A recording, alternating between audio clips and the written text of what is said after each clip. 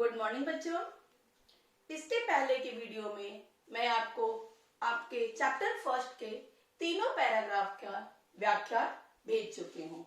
आज के वीडियो में मैं आपको भावार्थ लिखना बताऊंगी। अब आप सोच रहे होंगे ये व्याख्या के बाद भावार्थ क्या होता है? बेटा, भावार्थ को आप अर्थ और व्याख्या के बीच की चीज कह सकते हैं। अब आप सोच रहे होंगे अर्थ और व्याख्या ये दो अलग अलग होता है क्या? तो हाँ बच्चों, ये दोनों अलग अलग चीज होती है जिसमें थोड़ा सा अंतर होता है। अर्थ जिसमें कविता के प्रत्येक पंक्ति का अर्थ निकले, प्रत्येक पंक्ति के बारे में लिखा जाए। और व्याख्या क्या होता है? कविता के बारे में जो लिखा जा रहा है उसका विस्तार से वर्णन किया जाए।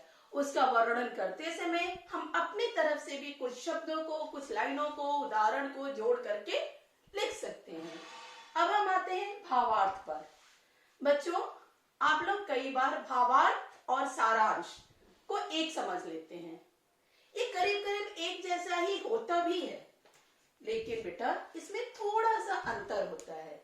सारांश जो होता है वह चैप्टर का एक अंश होता है, संक्षिप्त रूप होता है, जिसमें चैप्टर का सिर्फ प्रधान रूप ही लिखा जाता है। जबकि भावार्थ लिखते समय हमें गागर में सागर भरने वाली युक्ति को अपनाना पड़ता है। अर्थात भावार्थ लिखते समय हमें पाठ के प्रधान और गौण दोनों रूपों को समाहित करना होता है। अब देखिए पथ की पहचान, पाठ का भावार्थ।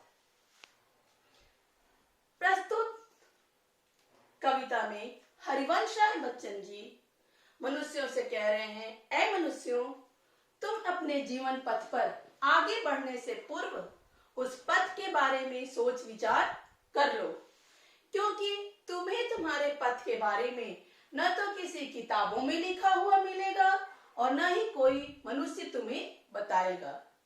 जीवन में जो भी महापुरुष सफल हुए हैं वे अपने पथ का निर्माण स्वयं ही किए हैं।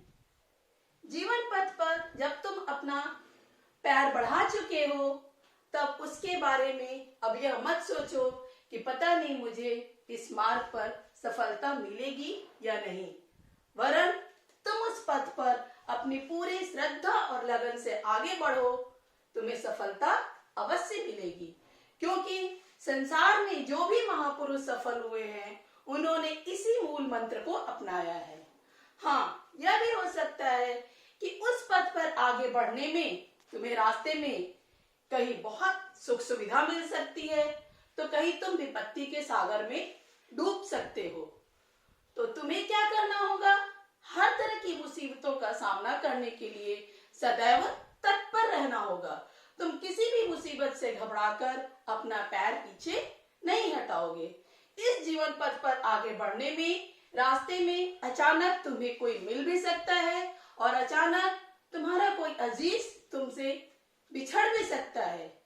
कहने का तात्पर्य यह है कि जब तुम सोच विचार कर अपने लिए कोई रास्ता चयन कर लिए हो तो अब उस रास्ते पर हमेशा आगे बढ़ो। उस रास्ते पर कैसे सफलता मिलेगी यह विचार करो। अब कभी भी अपना पैर पीछे बढ़ाने के बारे में मत सोचो। यदि तुम पूरी श्रद्धा और लगन से उस पथ पर आगे बढ़ोगे तो तुम्हें सफलता अवश्य मिलेगी। यह है इस पाठ का भावार्थ। धन्यवाद।